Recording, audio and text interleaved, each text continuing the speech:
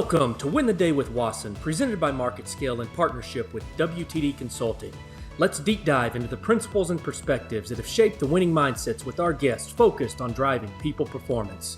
Confident our guests can help you unlock the coveted it factor that we believe is a learnable trait enabling the separation for success in a world of human commoditization. It's my pleasure to welcome into our studios the one, the only, the man that helped put AstraZeneca on the map, the living legend himself, a masterful sales leader, Larry Freedman. Welcome to Win the Day with Wasson. Well, thank you, Chase. After that introduction, I was kind of looking around for who you were going to introduce, but very kind words. I appreciate it. Thank you. It's good to be here. Well, Larry, it's a pleasure for us to have you. Your level of leadership and success in the corporate environment is something that I know our viewers will be tuned into. Just for our viewers, Larry, a big part of our audience is healthcare, industry partners, folks that have obviously tried to model their career after something that you've built. But for our audience that doesn't know who you are, give us the perspective and journey that led to such an illustrious career at AstraZeneca, where you were, in a variety of roles over 31 years. Walk us through what that journey looked like, and ultimately kind of the different mindset that helped you continue to grow and elevate your career throughout that process. Well, thanks, Chase. I'd be happy to. And as you mentioned, it was 31 years at AstraZeneca. I started there as a sales representative and then grew into leadership roles of increasing responsibility. So I went from a sales rep in 4 years to a district manager for 4 years. Then I'd led leaders for about 15, 16 years before going into the home office, which ultimately over a 6-year period culminated with being the head of sales of the cardiovascular division. I know I believe that was a role when we actually met, when I came out to visit with you and customers in Dallas. So it was a great career, great organization with wonderful people. If I had to put kind of one thing on what ultimately helped me to grow the career, I would say first, of course, is performance. I think whatever role you're in, you have to perform in that current role. But I think, as I think about it, the other thing that was most important was relationships.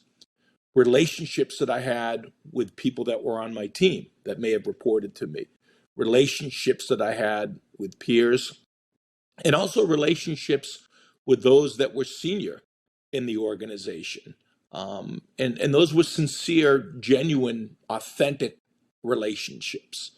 And I think through all of those different touch points, you start to grow a reputation for excellence. And that's ultimately, what the teams were able to achieve in the time that I was with AstraZeneca. Well, and I was fortunate enough to see that firsthand, Larry, and you're living proof, and the testimony is obviously there. But let's take it back. And when you and I met, we talk about, through this Win the Day with Wasson podcast, all of our guests, Larry, have been able to unlock this so-called it factor. I think you've touched on just high level, the journey, the process, the brand that you were able to create as a leader at AstraZeneca. But I also feel like you yourself ultimately have that it factor.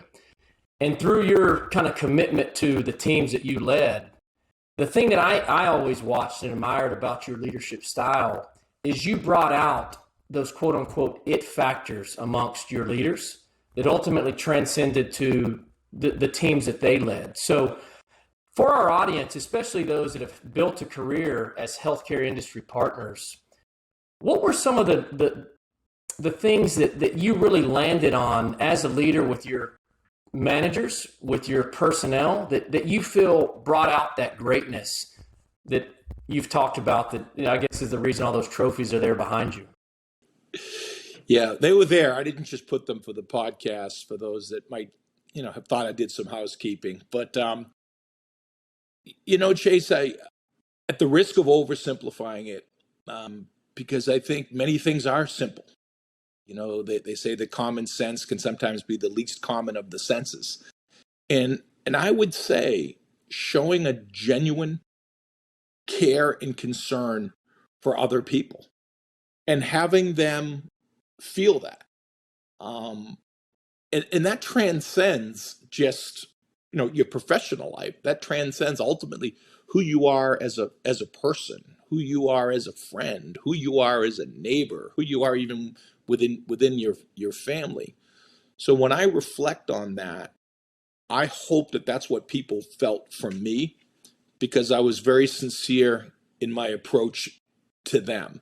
And I feel that they did. I feel that that really helped solidify the legacy that I grew at AstraZeneca. Well, I can tell you, you definitely left a legacy. Anyone that's ever come across or been in the room with yourself and the way you present and command, I think that's one thing that's ultimately led to your success, but ultimately separated yourself from those that were also in the position you were, because you have the ability, Larry, to truly captivate an audience, take big picture thinking and simplify the message, which you've kind of touched on, has ultimately put you in a position to be such a successful leader. One thing I'd like to dive a little bit deeper on, and I know it's something that you've probably had much more experience than obviously myself, but even some of our guests that are tuned in. You've had the opportunity to sit in front of leaders, and you mentioned AstraZeneca, individuals that are making broad scale impact in healthcare. What is it that you saw from some of these high level leaders that made yourself think, that's what makes them tick? Is there anything you can share from perspective or learning for our audience in regards to that? Well, the one thing that was consistent, and this was certainly emphasized with my former organization, is patient centricity. Excuse me, say that 10 times fast. But being patient centric was really a point of emphasis in the organization. And I saw that really from the top down, actually looking through the lens of a patient that may be impacted by a particular disease state that we were focused on. As I mentioned earlier, in cardiovascular, the mantra was, the mission was, the vision was, we fight for every heartbeat. And really putting yourselves in the place of that patient that's in the cath lab, that's having that stent, or that family that got that phone call that's terrified. But when you really look through the lens of the patient and you look at the patient as your North Star, that really helps guide every decision that you make. So I would say patient centricity was really a key and common factor among the leaders that I met. Well, and the one P that I heard you speak loud and clear, aside from patience, was passion. And I think that's something that you yourself have utilized, and it's transcended amongst the teams that ultimately have reported up through you. But I think for any of our audience that hears you speak and knows you on a personal level, it's the passion that comes with the brand that Larry Freedman has built. Walk us through where that passion came from, Larry. God, I guess it's been something that I've had with me my entire life. The passion sort of also crosses into a competitive aspect of it. So, I heard a great expression: one person with passion is better than 1,000 just merely interested. So I've found myself that when I really connect on a topic that interests me strongly, that I can bring some value and some good to, I want to share that with others. It's very compelling to me, and I want to bring others along in the journey, just through my passion, through my conviction, through my enthusiasm, because I sincerely believe whatever it is that I'm sharing would bring value to them as well. Well, it's a resounding theme. The other thing that I heard you say, and it's been a constant topic with guests that have been on with Win the Day with Wasson, mindset, and more importantly, competitive mindset. I know for our guests that may not know you as close as I do, there's a passion for football. I don't want to get into the Ohio State Buckeyes. I know that there's a lot of championships there, but I know you've got a lot of passion as well for the Patriots. But Larry, are there things that you've learned from that competitive mindset and back to kind of that football culture as a former athlete yourself that it helped you, lead teams or life lessons you took through the game of sports yourself that you currently use even in today as you're working? Well, the one thing that I have learned is that you have to channel having a competitive nature, especially in a corporate environment. I learned the hard way, over time that, football analogies or sports analogies may not resonate with an entire audience. So someone came up to me and gave me that feedback years ago. So I got it loud and clear. And also being competitive could possibly turn people off as well. So I think it's innate, but it's also something that really has to be channeled appropriately.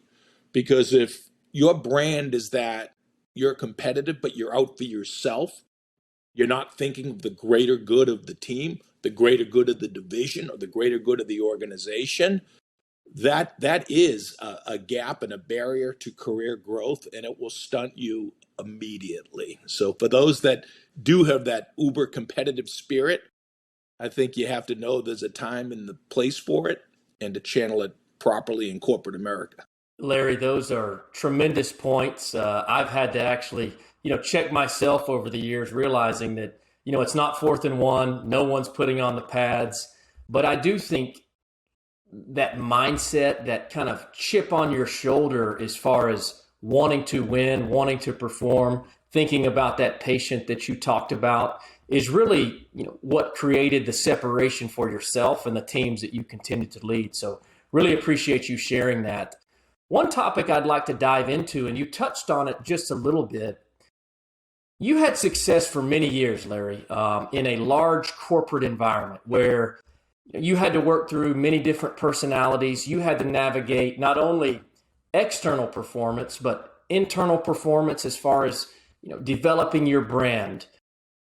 Any advice for the audience that is with large-scale companies on how to better position themselves or work through particular challenges that you might have gone through as a leader? I think there's two things. One I mentioned already, and it just has to happen. You have to perform at your current role. You can't think that not performing or you would do better in a different role, you're just in the wrong role. You have to perform in your current role. But I think the other piece really comes down to having a mentor. I think somebody that is senior to you in the organization, where again, you've developed a genuine, meaningful, two-way dialogue with that person, not all of a sudden you call someone that you want to be there, you want them to be your mentor because the job got posted. That would be disingenuous. And I've actually had that happen to me over the years. But I think those that it's a reciprocated value, exchange of value back and forth. And when I've mentored people that have been looking to grow their career, I could sense it right away when it was really true and genuine, and when perhaps somebody was looking to get the answers to the interview. Well, I think the constant theme our audience will continue to hear from you is authenticity, trust, and really just being a direct communicator. That's one thing I always respected about not only the way you carried yourself, but I know the legacy you left as probably to this day, and I'm not sure if they even keep these type of accolades, Larry, but 6 or 7 time COE winner at AstraZeneca. I don't want to belittle you in any form, but for those that aren't aware, that is a tremendous honor and something that is held in the highest regard. And I think those principles Larry just touched on, the biggest thing that landed with me was authentic leader and trust. So, thank you for sharing that. Yeah, I don't know if you have any comment. Did I shortchange you at all on the total win? No, you got it. But there's a couple things that I do want to say about that. First of all those accolades came as a leader. And that means that someone else did all the selling. I didn't sell a single prescription of that medication. That came from the valued sales professionals and managers and leaders that are out in the field. That's the first thing.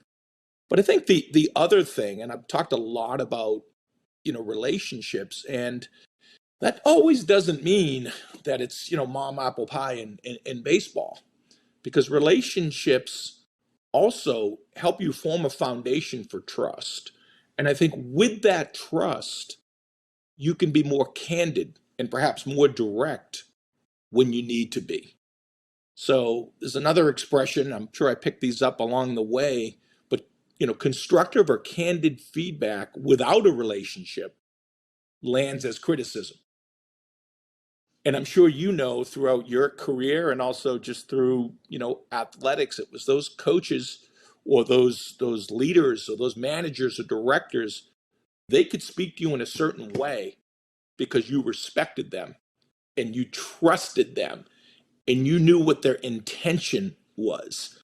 And when you know someone's intention, they can say or do almost anything that, that's appropriate because it's looking out for your own good. You're exactly right. I don't think it could be said any better. And from a personal standpoint, I'm right there with you. Direct feedback, especially for those that have been in the pocket, that have endured the race, that have seen things that obviously yourself have and many other leaders. When you speak, it's taken as great feedback and a learning opportunity. I know from a football landscape, coaches used to say, the eye in the sky never lies. And for our audience, what does that mean? When you're on the field, you can think, you can, say, but at the end of the day, what you put on tape is reality. And sometimes as coaches or as leaders, you've got to be willing to give that constructive feedback that ultimately, as a consummate sales professional, you're looking for to make yourself better, and in our profession, impact more patients in a positive manner. So thank you for sharing that, Larry. That's very well said. One thing I wanted to touch on, and I don't think there's anyone that probably has much more experience with some blockbuster type drugs in the cardiovascular arena as yourself, but for enterprises that are out there looking to build billion-dollar blockbuster brands, and you were part of many of them at AstraZeneca, walk our audience through, what does the planning look like? What does the strategy look like to take a molecule such as a Crestor, a Brilinta, a Farxiga from what if to in providers' hands to ultimately impact patients? Walk us through that strategy, Larry, and how you played a role in bringing those medicines into ultimately patients' hands. Yeah, thank you, Chase. Whenever I launched a product or whenever I took over the leadership of a team, there was a formula that I would often follow. And it really was PCE, right? So the P stood for people. And I think regardless of whether you're trying to grow a product to 10 billion, a billion, whatever the case may be, and whatever the scope and scale of the product is, you have to ensure that you have the right people. You have to ensure that you have the right people in the right positions. You have to ensure that the right people want to stay in your organization. They're challenged, they're growing, they're motivated, they're inspired, they become peer leaders, right? Conversely, if you don't have the right people, then difficult decisions need to be made. Unfortunately, it's just a fact of the business. And maybe some of those folks will find success in other roles or in other organizations.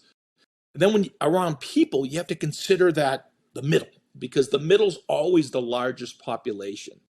So do you have a people strategy to develop that middle, to take them from good to great, said Jim Collins, right? So it begins all about the people, the right people, developing the people, retaining the people, and frankly, when necessary, having to change the people. And then the C really is about culture, right? I mentioned earlier, and it just comes right off the top of my tongue, even years later. We fight for every heartbeat.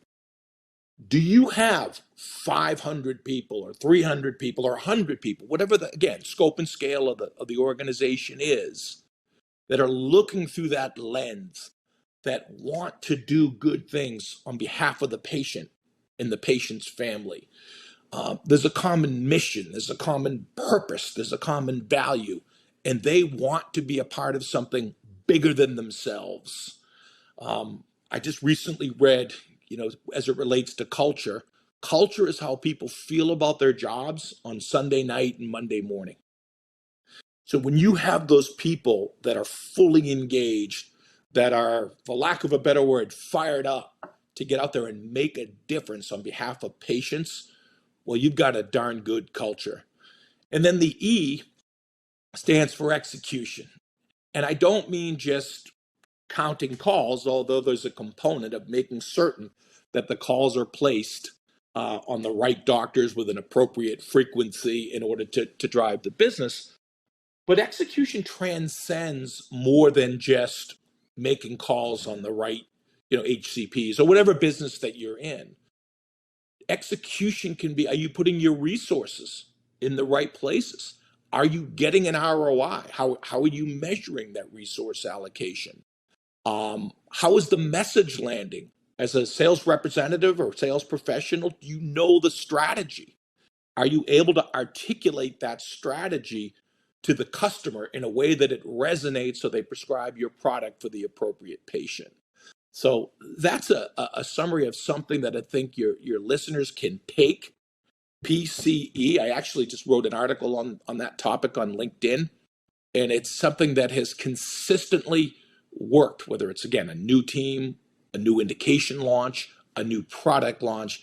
Evaluate those components and you'll be successful. PCE, people, culture, execution. I'll add a W, Larry. Win the day. Because I think those are three components that are recipes for success. But in my mind, that final component always goes back to the mentality, to think differently, to execute on whatever strategy or launch, et cetera, that your organization is part of. So thank you for sharing that. Tremendously insightful. Proof is in the pudding with the amount of blockbuster drugs you yourself have been a part of, and know that that formula for success is the reason for a lot of that success. So as we transition, we've talked a lot about kind of the organizational strategy and leadership skills that you've been able to put on teams that you've worked with. I know you've also, Larry, been a nationally regarded speaker in the international markets. You've talked on a variety of topics. For our audience, what are some of those topics you've talked on? How has it been received in different markets? And what are a few pearls based off those talks you've given that have really landed well that you think our audience will appreciate? Yeah, Chase, I think really what you're referring to is about 6 years back, I was fortunate that through my former organization, I was able to share persuasion and influence skills across the globe. It was something that I never saw coming. And I went to one meeting that I was invited to globally, and I presented. It's really Robert Cialdini. He's a famed social psychologist. And it's his influence strategies that I was able to present.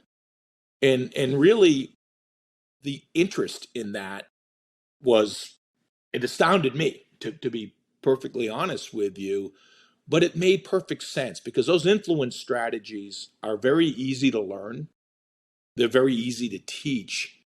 And they're also things that not only will they impact you at work in terms of being able to properly influence people, but they'll also impact your personal life or interactions that you have. So there's a lot of books that have been written. There's a lot of articles that have been written, YouTube videos, etc. And I really encourage your audience to get a chance to get to know the work of Robert Cialdini. And that's actually some of the work that I'm currently doing now as well. I'm just fascinated by the topic of influence. Let's get into that a little bit, Larry, because obviously you've walked the corporate world, right? You've been at the top of the mountain. You've seen what it's like to be there, to lead, to impact, to ultimately, impact patients all over the country, even in an international setting. But for our viewers, now you're at a senior director role with Red Nucleus. For those that aren't aware, give us some perspective, Larry, to Red Nucleus and how some of your learnings as a leader at a corporate giant such as AstraZeneca is helping you build that brand right now. Well, thanks, Chase. Yeah, I've just celebrated week 1 at Red Nucleus. And for those in your audience that don't know about Red Nucleus really is a premier provider of learning, performance, and process solutions for the life science industry. Um, Not 100% life science, but clearly focused on life science. I'm in a group called Essential Skills. So what I'm able to do is I'm in this role, I'm able to take my passion for learning, my passion for coaching, my passion for teaching, and I'm able to share it with a number of organizations across, again, pharmaceuticals, biotech, medical device, whatever the case may be within that life science space. So my passion for learning now has left one organization, and I'm able to bring it to many others. So I will actually share the content, and then I'm able to deliver the content in my new role, which I'm excited about. Well, I can only imagine their excitement bringing an individual of your caliber, pedigree, and most important, professional acumen to Red Nucleus. So, congrats on that, Larry. One thing you touched on in that comment is constant learning. A large part of our audience, Larry, is folks looking to either morph from one career into potentially the healthcare sector or various other sales arenas out there.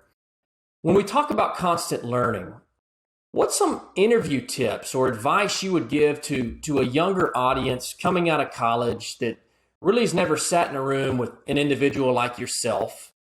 What are things that an executive looks for that truly makes a candidate stand out? Yeah, thanks for asking that question. And I recently have mentored a few college graduates actually looking to break into life science. And there's some first and perhaps obvious must-haves. And you'd be surprised. They get out of school, and these are things that are givens. But make sure that the resume looks the way it should, that it's very tailored towards a specific role. Similarly with the LinkedIn profile. But in terms of the interview, I think there are a few things that are really going to differentiate an applicant, especially an applicant that doesn't have any accolades or even any experience in the business. I think the very first one is grit, and we've talked about grit, but does someone have that drive, and have they demonstrated that drive? Whether even if it was summer roles, even if it was a role they did while they were in school, but how do they go about demonstrating that they have that intangible, that grit that will differentiate them? The other piece, again, perhaps this is obvious points, but is preparation. How prepared is that individual? I mean, there's probably about a half a dozen questions that are standard phone interview questions. Do you know them? Have you researched the company? Have you researched the person that you're actually going to be interviewing with? What insights that you can share so that you actually can talk or sound like somewhat of an insider? Because now there's a lot of information available on the web. And chances are you can find someone who knows someone. Networking is a huge component. Maybe if I were hiring, maybe someone that's applying doesn't know me, but if they went on my LinkedIn profile, they may find someone in their network that does know me, who would then facilitate a warm introduction. And I can tell you, when those introductions come through your professional network, like say, for example, you sent me someone that was looking for advice, that's a call I take. That's a call that I absolutely will prioritize. And I can tell you, as someone that's done some recent networking on my own, you're forever grateful for those that take that call. You just want to reciprocate as much as you possibly can. So I hope that answered that question relating to, young professionals and their journey of of breaking in. And the only other thing that I'll say relating to that is, let's say they're not able to break into life science, which is a competitive field to break into. Well, then what other transferable skill can they glean? How can they demonstrate that they have the grit, the acumen? And for me, I actually, when I tried to break in the early, whenever, 90s, I didn't have a science background. So I went out and got a job selling pagers and communication equipment to medical professionals only. And it was skills that have stuck with me to this day. So you said something that is another resounding theme from all of our guests on Win the Day with Wasson. The word grit. You know, Larry, you can't spell grit without what? IT, it, the it factor. And you've touched on a variety of points, all of which are the blueprint to unlock that it factor that ultimately does create the separation for success in a world of human commoditization. But I heard a lot of things also just from a growing member in the industry that's interviewed a lot of folks, sat through a lot of different interviews. But you touched on the value now of leveraging social networks. I think it's something that a lot of our younger audience that's part of our community really needs to take a hard look in the mirror and understand that anything you're putting out there via Facebook, Instagram, TikTok, Twitter, LinkedIn, all tremendous platforms to build a brand, but also can very much put yourself in a harmful situation. Do you have any examples or advice for young students looking to build a brand in any industry on just some do's and don'ts regarding social media presence? Yeah, Chase. Well, I have 3 children of my own that all went through the teenage years and early adolescence, and I tell them that exact point. Don't take a picture of yourself, with drinks in your hand if you're underage. Don't take your pictures of yourself in inappropriate places maybe you shouldn't be, or places that your employer wouldn't want you to be. You now represent an organization. So you may think, or your political views, or I don't want to get off these tangents, but political views, religious views. I mean, there are things that are very personal to the individual that I totally respect. But now it could appear as if you're speaking on behalf of your organization, or that your organization supports whatever beliefs you have because you're putting them out there.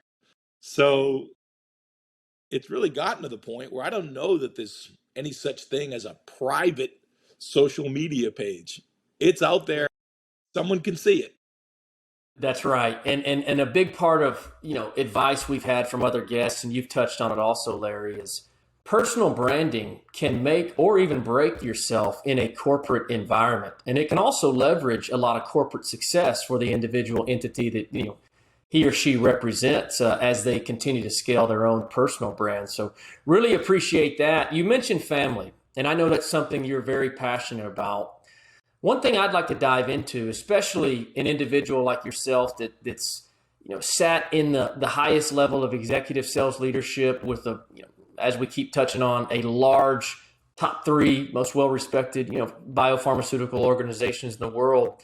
How did you balance family focus, corporate focus? And I know your 3 kids are having tremendous success of their own, but how did you bridge that work-life balance and create that win-the-day mentality with your own kids? Well, first of all, anyone that knows me, I've got to give a lot of the props relating to the kids to my wife for sure. So definitely the better half, no question about that. As far as my role, often a buzzword is work-life balance. Work-life balance. And I'm just going to challenge that. It's not that I don't support, of course I do, family and the importance of family. But I guess the way that I viewed it, balance can be like a 50-50 sometimes.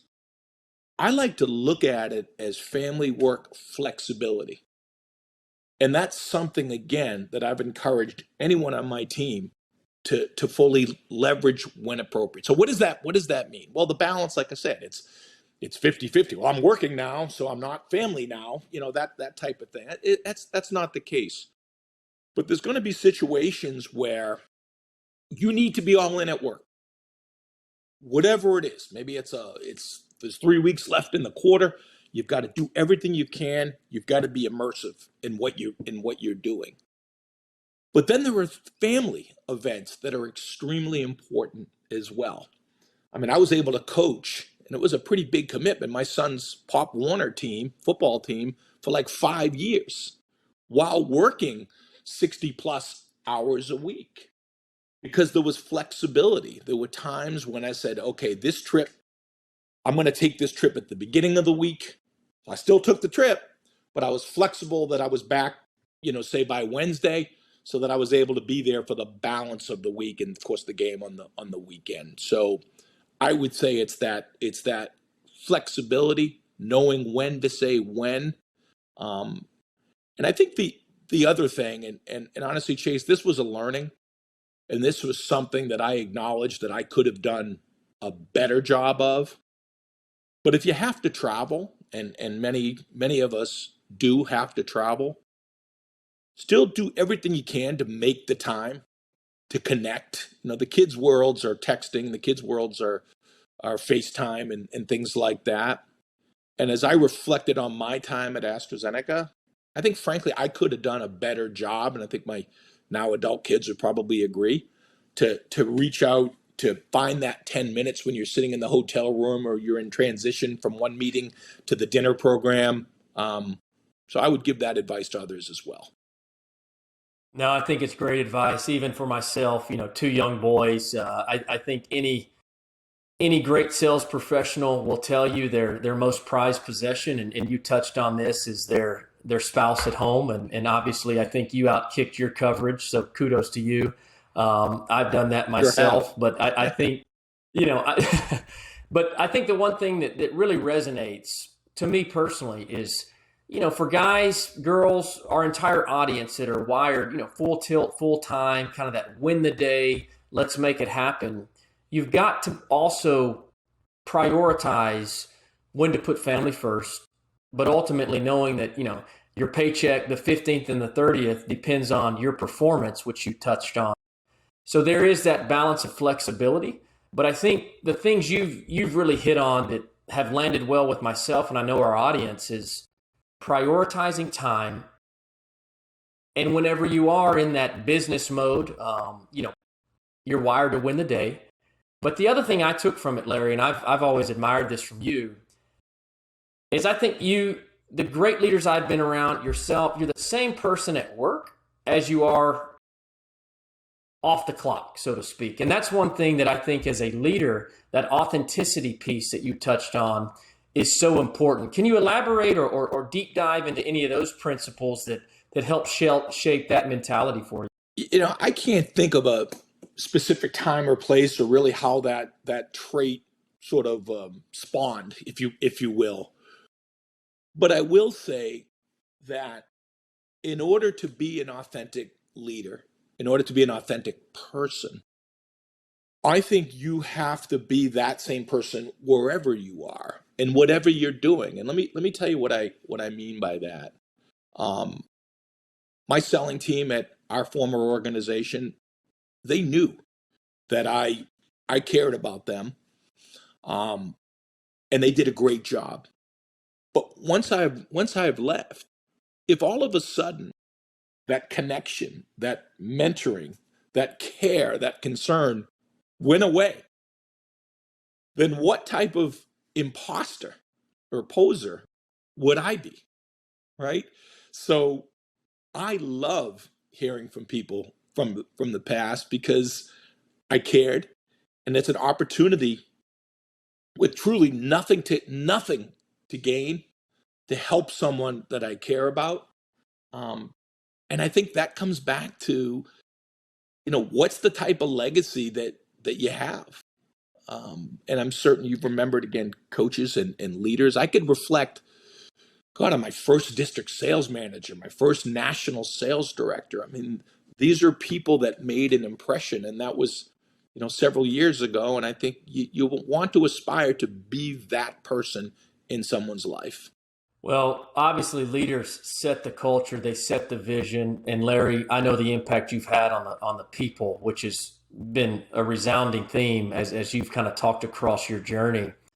Kind of as we're closing out and you're in this next chapter in your career, working with a multitude of industries, a multitude of different sales leaders and personnel, is there anything else you'd like to share from a perspective or even deep dive into? I know you've got a lot of passion for focus selling that you'd like to share with our audience. Yeah, there's a few things, Chase, and we talked about one of them earlier, and I couldn't pinpoint kind of how this happened, but the chip on the shoulder. And again, I can't point back to, well, I was 11 years old and, someone stole my lunch and, I don't remember any of that. But I do remember, and I do feel even to this day, that I think in order to aspire to be more, to do more, maybe somewhere along the line, someone may have doubted me. Someone may have put a limit on me. Someone may have said, well, you'd be good at this role, but you probably wouldn't be good at that role. And that puts a chip on my shoulder because I want to, for myself, yes, but also say, no, I think you're wrong. I can be successful. If I was successful at a district, I could be successful at a region. And if you're successful at a region, you could be successful at a nation. And I think others need to believe that, certainly within themselves. So, Larry, I want to deep dive a little bit more on, you made the comment, chip on your shoulder, which I love. And I think all great leaders really in any aspect of life, there's someone in their head that's their biggest competition. But I know now you're acting in a consultative manner to many different organizations, leaders, personnel across the globe. When you're sitting down with these various companies, walk me through the mindset or just the message as to why partner with not only Red Nucleus, but why Larry Freedman is a value add to that organization. In the engagements that I've done with clients and will continue to do, I want to deliver excellence to that client. If I'm doing an essential skills workshop, and just to name one, for example, influencing with impact. We also have another on major account planning or reflective listening. I won't go through all of them, I promise. But I want to deliver excellence in such a way that the audience, the participants, are fully engaged. And it's not just an event. They went to a training on negotiation, to name another one.